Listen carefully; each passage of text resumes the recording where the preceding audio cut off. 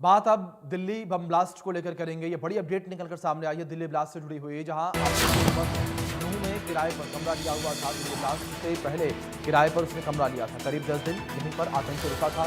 अल फलाह university के electrician ने ये कमरा दिलवाया था। ये बड़ी खबर निकलकर सामने आई है। करीब 5 दिनों से नूह में छानबीन कर रही दिल्ली पुलिस की टीम शनिवार को दिन भर नूह की हिदायत कॉलोनी में डेरा डाले रही। और दूसरी ओर आपको जानकारी दे दें कि विभागीय सूत्रों के मुताबिक इस हिदायत कॉलोनी के एक मकान में आतंकी doctor Umar Delhi bomb blast से ठीक 10 दिन पहले किराए पर रहा।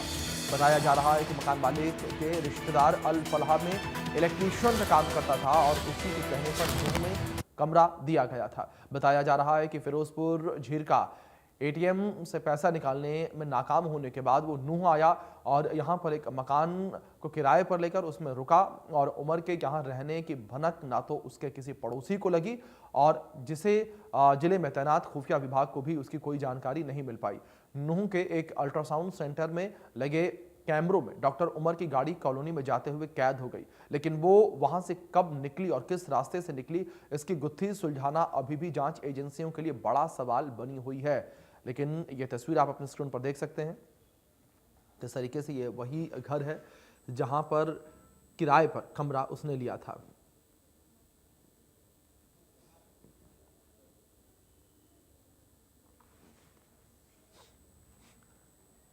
इस बीच हमारे सहयोगी सोनू वर्मा नूह से जुड़ गए हैं, लाइव उनका रुख करेंगे। सोनू, क्या इंफॉर्मेशन फिलहाल मिल पा रही है? किस तरीके से सुरक्षा एजेंसियां इस पूरे मामले को लेकर जांच पड़ताल करती नजर आ रही हैं?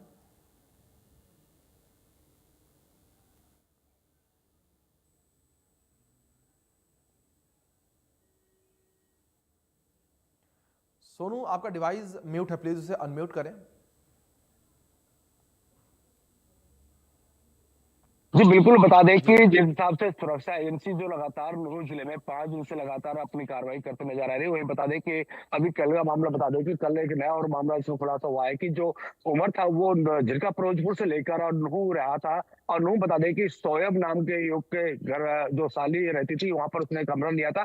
करीबन 10 दिन तक वो नूह के हिदायत कॉलोनी में रहा था और वही बता दें कि वहीं से वो वहां से निकला था। लेकिन फिलहाल बता दें कि तमाम जो जानकारी वो जुटाने में लगी हुई है, क्योंकि जो उमर था जिन्हें ब्लास्ट किया था वो नूह से जो झिरका प्रोजेक्ट जैसे वहां से गया, क्योंकि वहां से वो एटीएम से पैसे निकालने के चक्कर में वहां पर गया था। करीबन रात का समय था तो वहां से एटीएम से पैसे नहीं निकले और उसके बाद बता दें कि जो एटीएम का जो गार्ड था उसको लालच दिया गया। लालच देने के बाद वो दूसरे एटीएम गए, लेकिन तकनीकी कारण उस एटीएम से पैसा नहीं निकल पाए। उसके बाद उमर सीधा नूह आता है। नूह आकर जो शोएब था वो यूनिवर्सिटी में इलेक्ट्रिशियन का काम करते थे, तो उसकी साली का कमरा था, यहाँ पर रूम था, वो रूम उसमें रहा था। 10 दिन तक उसमें रहा। उसके बाद यहाँ से 10 तारीख को नूह से वो सीधा रवाना हुआ।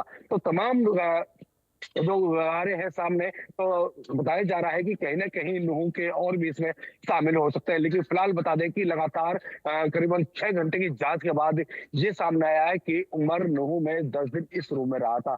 वो रूम भी आपको हमने दिखाया कि किस तरह से वो रूम में है जहां पर वो उमर रहा था। फिलहाल बता दें कि उसमें ताला लगा हुआ है और वहां से अभी जो मालिक था वो भी अभी वहां पर कमरे में नहीं है।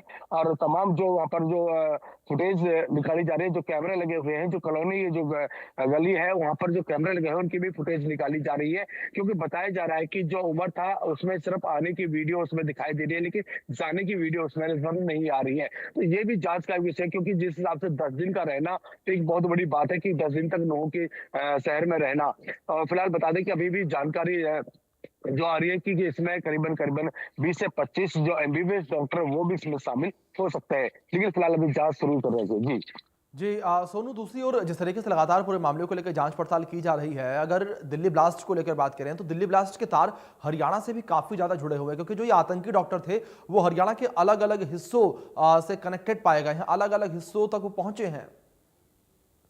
बिल्कुल, बता दें कि जो एमबीबीएस जो डॉक्टर हैं जिन्होंने की है, बात करते हैं झिरका फिरोजपुर की अगर बात करें, पुराना की बात करें, अगर नौ की बात करें, क्योंकि सभी में जो एमबीबीएस जो की थी वो अल आफिया यूनिवर्सिटी से की गई थी। और वही बता दें कि लगातार एक के बाद, क्योंकि उन्होंने कुछ ऐसे सामने आए कि जो अभी रिहान था जिसको अभी गिरफ्तार किया गया था, उसमें बताया जा रहा है कि जो उसका जो पिताजी है वो कैंसर से पीड़ित थे और वह अल आफिया में उनका इलाज चला था, तो वहां से भी उनका संपर्क इसमें मिला है। साथ साथ बता दें कि एक मोहम्मद को गिरफ्तार किया था, अहमदाबाद से गिरफ्तार किया था, उसके भी वहां से लिंक साक्ष्य मिले हैं। तो कहीं न कहीं कई जो जो डॉक्टर हैं उनके लिंक एक के बाद एक मिलते नज़र आ रहे हैं। वहीं बता दें कि बताया जा रहा है कि इस अल आफिया यूनिवर्सिटी से काफ़ी बच्चों ने यहाँ पर एमबीबीएस किया था और जो यहाँ पर रह रहे थे और लगातार उनके संपर्क में रहा था। क्योंकि जिस हिसाब से बताया जा रहा है कि जिनका फिरोजपुर से वो लुहु आकर ठहरा था, करीब 10 दिन ठहरा था और सारे जो विस्फोटक पदार्थ है वो गाड़ी में लोड करके यहाँ से निकला था।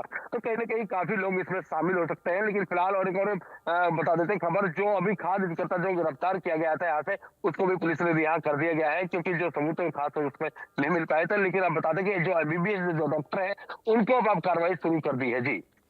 बिल्कुल जाहिर तौर पर, लेकिन दूसरी ओर सोनू आपसे जानकारी यहाँ पर इस चीज़ को लेकर भी हम चाहेंगे कि जो ये आतंकी जिस घर में रुका हुआ था, मकान मालिकों का क्या कुछ कहना है इस पूरे मामले को लेकर? उन्होंने क्या जानकारी दी कि किस तरीके से उसने कमरा लिया और क्या कहकर उसने कमरा रेंट पर लिया था, किराए पर लिया था?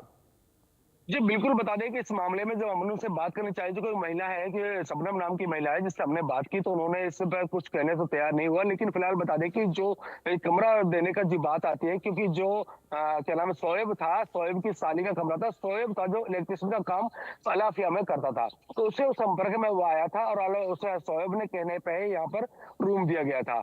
तो जी। कहीं न कहीं ये और यूनिवर्सिटी से जुड़ा मामला है सारा, क्योंकि उसकी जो साली है वो मतलब वहाँ पे एक रूम में रहती थी और वो रूम जी। बिल्कुल खाली था, उसमें कई कमरे खाली थे जहाँ पर वो रहा करता था। लेकिन फिलहाल बता दें कि इसमें जो महिला है, जो फिलहाल वहाँ पर जो रूम में पे नहीं थी महिला में, वो अभी कुछ इसमें कहने को तैयार नहीं है, जी। क्योंकि वो एक कमरा था, वो काफ़ी अंदर था, कॉलोनी के हिदायत कॉलोनी में एक रूम लिया हुआ था। तो अभी इसमें जाँच का विषय है। आप तमाम जो बता दें कि अभी जो जाँच एजेंसियाँ हैं वो जो वहाँ पर सीसीटीवी कैमरे लगे हैं, तो उनकी फुटेज निकाल के अपने साथ ले गए और उसमें फुटेज में बिल्कुल। क्या कुछ निकल के आता है, अभी इसमें जाँच का विषय है। बिल्कुल लगातार सोनू, इसमें जाहिर तौर लुहु पर अब में देखने अगर वाली बात बात यहाँ करते पर हैं। यही होगी कि इस पूरे मामले में जांच पड़ताल जिस तरीके से हो रही है, क्या कुछ निकलकर सामने आता है। फिलहाल बहुत शुक्रिया जुड़ने के लिए और जानकारियों के लिए। अब खबरों में आगे बढ़